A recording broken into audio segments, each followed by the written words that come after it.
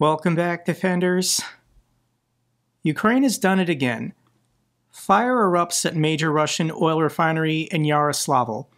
This is where this refinery is located. It's northeast of Moscow. And this refinery is along a major highway, and this happened during the daytime. Russia can't hide this. Lots of ordinary Russians took out their cell phones and then started posting pictures and videos of the refinery on fire. If you want to see the entire clip, I'll link it down below. But let's go to the war map, and we have bingo. 1, 2, 3, 4, 5. The Yaroslavl refinery was the 5th largest refinery in Russia. It's 700 kilometers from the border and produces 15.7 million tons of refined oil products per year. Nobody wins, I'm sorry. I think the game is now blackout bingo, and Ukraine has to go for all of them. If this war continues, if Russia chooses to continue this war, then Ukraine's going to keep doing this. They have the capabilities. They've proven it time and time again. So I don't really understand what the Russians are waiting for. Fire engulfs Russia's 5th largest oil refinery.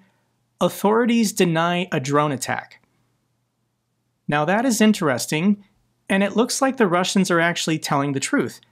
Not a drone attack. Major oil refinery catches fire in Russia's Yaroslavl region. And Ukraine more or less confirmed this. Somebody posted, the refinery's on fire.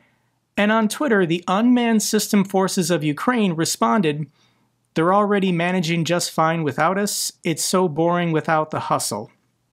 So potentially this was some kind of sabotage or potentially a planted bomb in the refinery.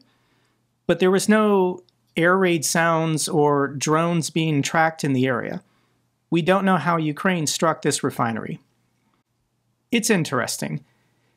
Here's a map from the BBC showing all of the locations. This doesn't include the most recent one, but this is up until the end of September. These are all the refineries that have been struck. Many of them have been struck numerous times. And here's a bar chart going back to 2024 showing the frequency of these attacks on Russian oil refineries. So in the beginning of 2024, Ukraine was striking Russian oil refineries. They were being effective. But the frequency decreased because the Biden administration told Ukraine not to.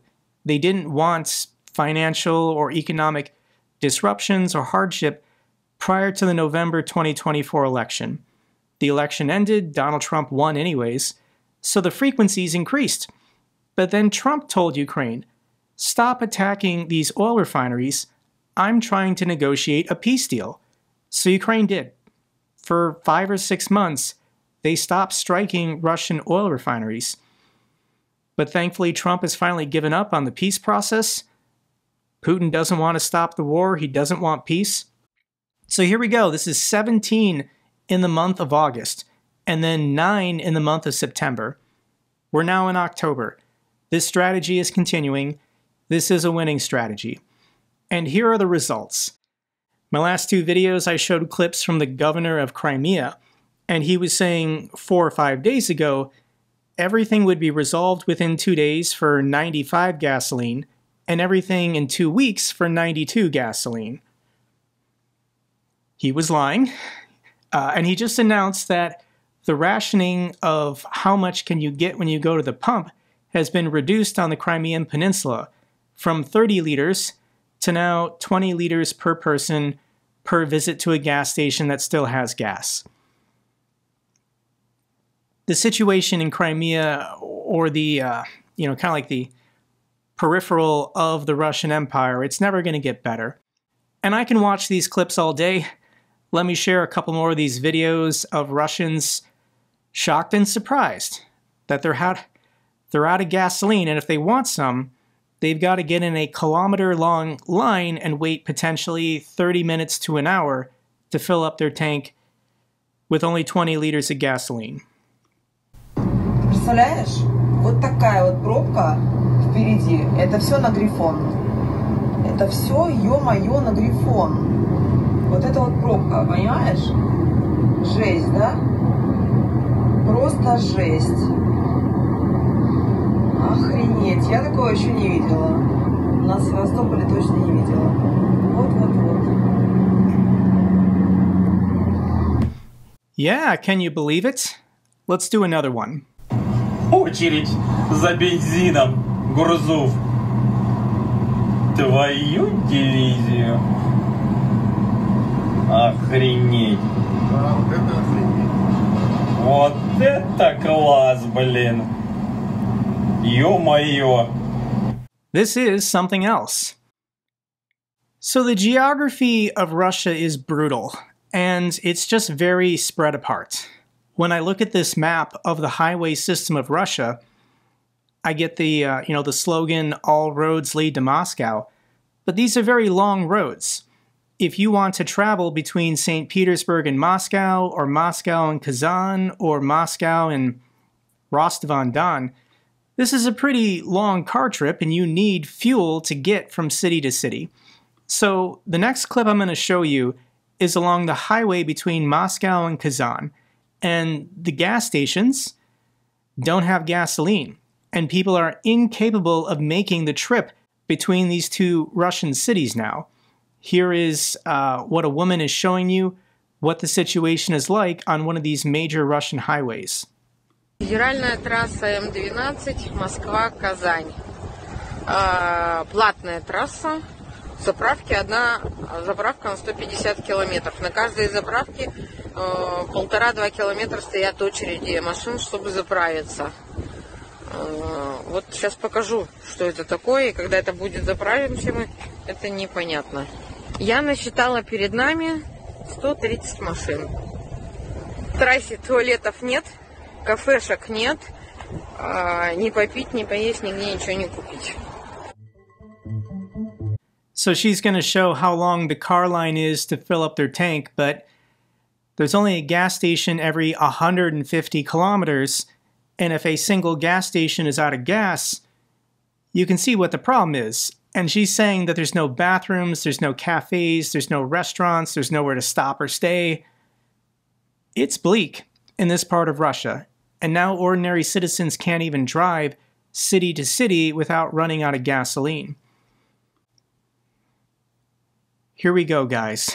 Drone strikes shut 38% of Russia's oil refineries. Gasoline output falls 1 million tons. As of September 28th, this is 4 days ago, 38% of primary refining capacity equal to 338,000 tons per day was offline, with gasoline output falling by 1 million tons. This is a nightmare for the Russians. Gasoline output has collapsed, capacity dropped 6% in August and then 18% in September. We're now in the month of October. The downtime at these plants is historic, worse than May of 2022 and May of 2020. This was the initial shock of sanctions after the invasion, and then COVID. Global demand was gone. But 4 major plants have gone completely offline. This is the Knev in Leningrad, Ryazan Rosneft, Novokubievshevsk, and Gazprom's Astrakhan. They're not producing anything at this time. The strikes were so bad. And here's where we're going. Russia to scrap gasoline import tariffs, additive ban in bid to stabilize their fuel markets. Russia to start importing gasoline from Asia as nearly 40% of their refining capacity shuts down. The Russians are going to import gasoline from China. Here's Ilya Ponomarenko's reaction.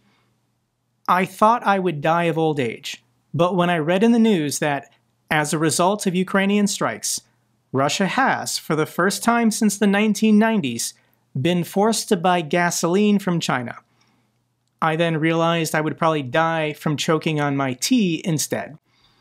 This is the Chinese screwing the Russians both ways, because Russia has to sell their crude oil to somebody, and China will only take it if they can get a steep discount.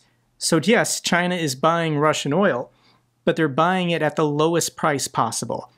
And now that Russia's refining capacity has been knocked offline, Chinese refineries have to start producing extra gasoline that they can sell to the Russians. And do you really think the Chinese are going to sell gasoline to the desperate Russians at a fair price?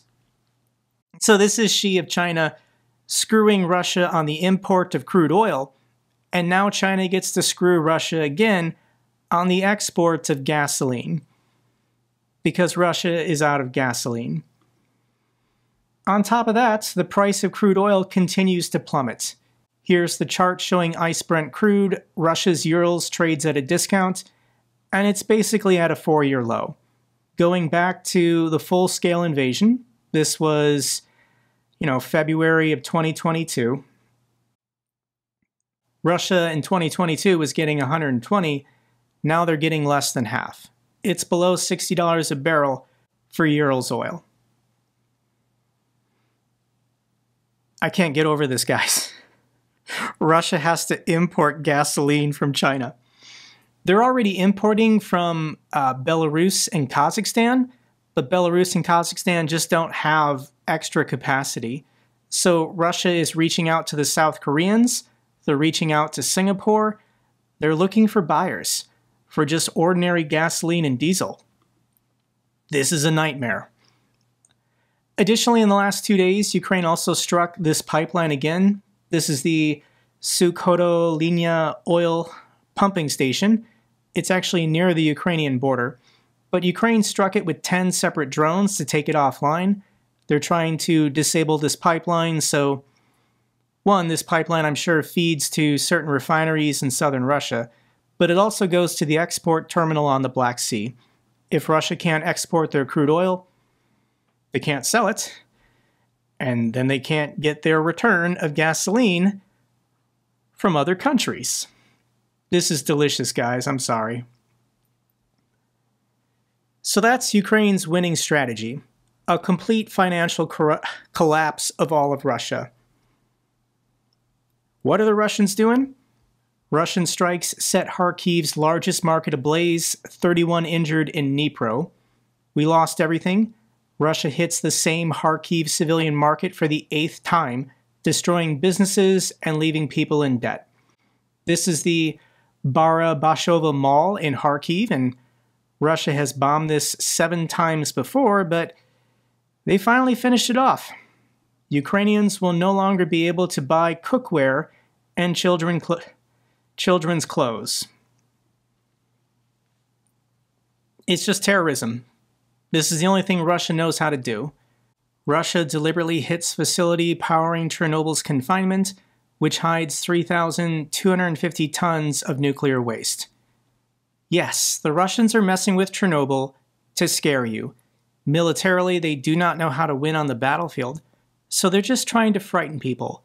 Scare people to the point where they stop supporting Ukraine, or better yet, they put pressure on Ukraine to surrender to Russia. Otherwise, what might happen to Chernobyl? Here's President Zelensky speaking on the attack. Today, a Russian strike on one of our energy substations caused a blackout, lasting more than 3 hours at the former Chernobyl nuclear power plant. This included the new safe confinement, which protects the environment from remnants of Reactor 4 after the 1986 explosion, as well as from radioactive debris and dust. It's also a storage facility for spent nuclear fuel, holding 80% of all the spent fuel accumulated during the plant's operations. The Russians could not have been unaware that striking facilities would have such consequences for Chernobyl, and this was a deliberate strike, involving more than 20 drones. Preliminary estimates indicate Russian-Iranian Shaheeds. Some of these drones were shot down, but the attack was specifically executed as a wave to complicate the facility's defense. Russia's going to keep doing this. A couple months ago or 6 months ago, they flew a drone into the containment shield, punching a hole in it. And they're just doing this to scare people. Russia is losing this war, they're getting desperate, and they're going to keep doing these kinds of provocations. Russian advance stalls. September sees lowest territorial gains since May, but it's not time to relax. Yes, when we go to the battlefield and you zoom in, zoom in, zoom in, occasionally Russia takes a small farm village or a wheat field or a county road. But these just aren't significant gains.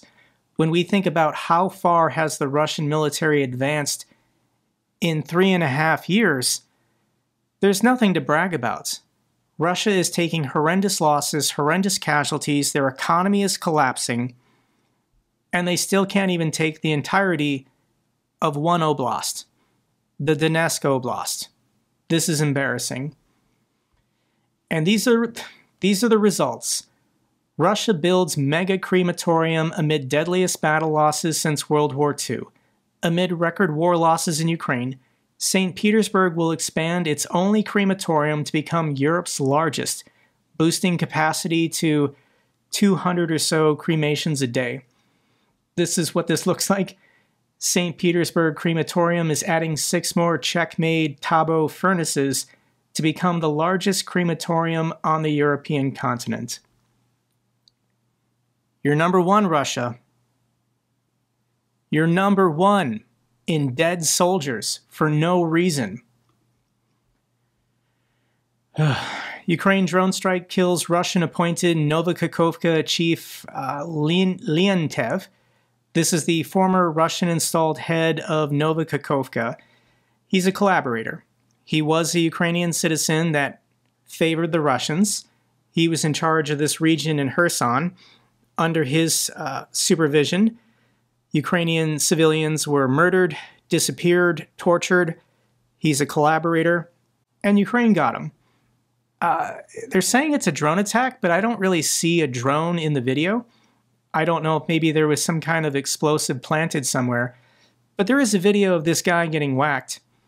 I'll link it down below if you want to see it. More interesting headlines. French military intercepts Russian ships suspected of launching drones into the European airspace. This was announced by President Zelensky. These drones that have been appearing over civilian airports in Baltic countries, Zelensky said they're being launched from Shadow Fleet tankers belonging to Russia. And I will thank the French military and President Macron for taking action. The French military seized one of these ships to search it. My guess is they're looking for Russian Shahed drones or something. Surveillance drones? I don't know. This is a new thing.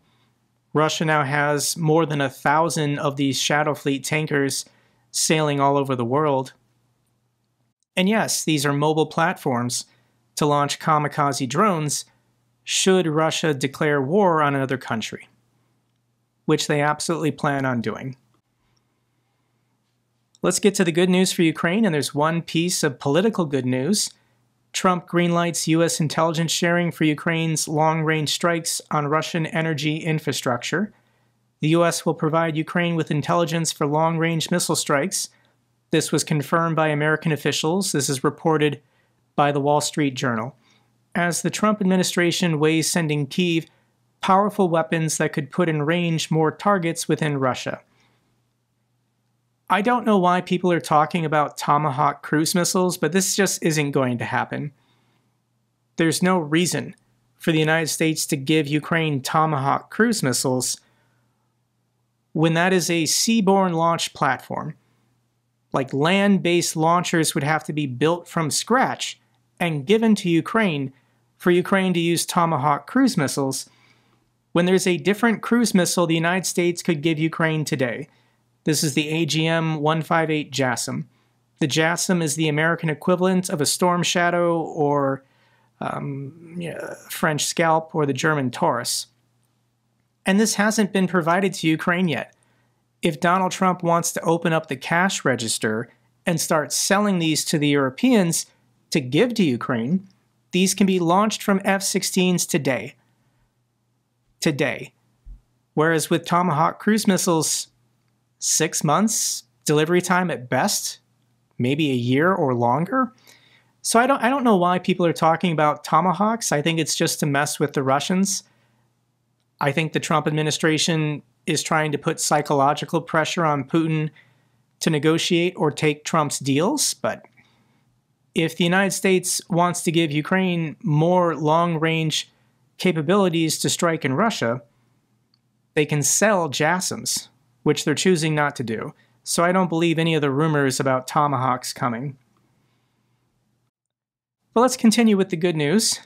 Netherlands and Nordic countries lead 1 billion monthly push to arm Ukraine through the Pearl Initiative. This is the Priority Ukraine Request List, and thank you so much to these countries that are chipping in to buy American weapons. But Ukraine needs them. They need the artillery shells, they need the Patriot missiles, they need the Gimler's rounds. Ukraine heavy lift aircraft reported loading Patriot missiles in Israel. Israel announced years ago they were going to stop using Patriots. Israel has their own domestically produced air defense systems, so they're decommissioning their fleet of Patriots, and some of these launchers, some of these missiles are being sent to Ukraine.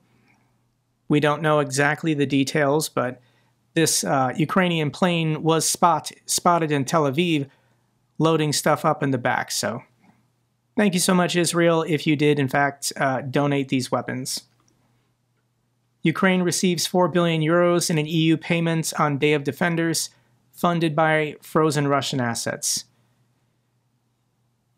Ukraine needs the financial help. They need the military help. This is a big deal. We should be using Russia's money. Thank you so much, the EU, for making this happen. I want to share 2 videos to close out, and the first one is of, again, 185 Ukrainian defenders being returned in a POW swap. Let me share just a little bit of this video showing the return of these heroes.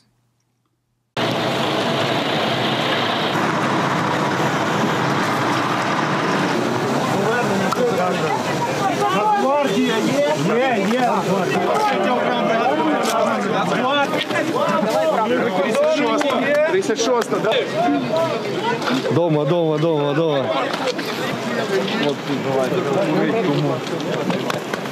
З поверненням. Хлопці, бартики, до першого того. З поверненням. Дякую. This is a celebration every single time.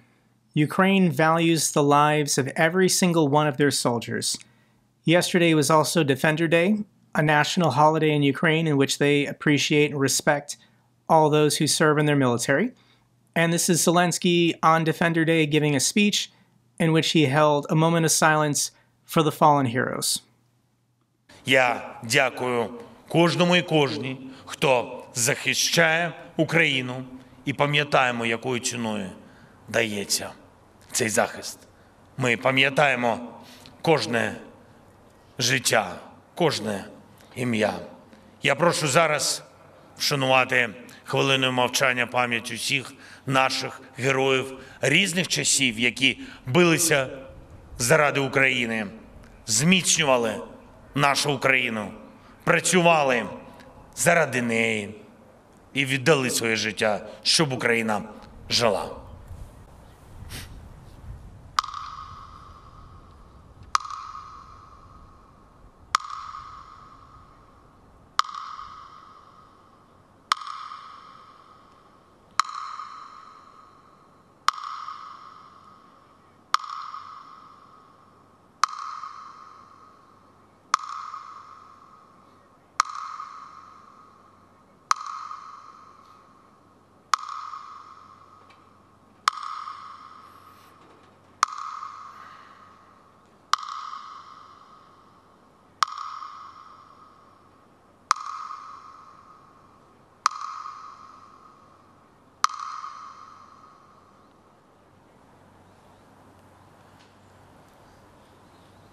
Дякую.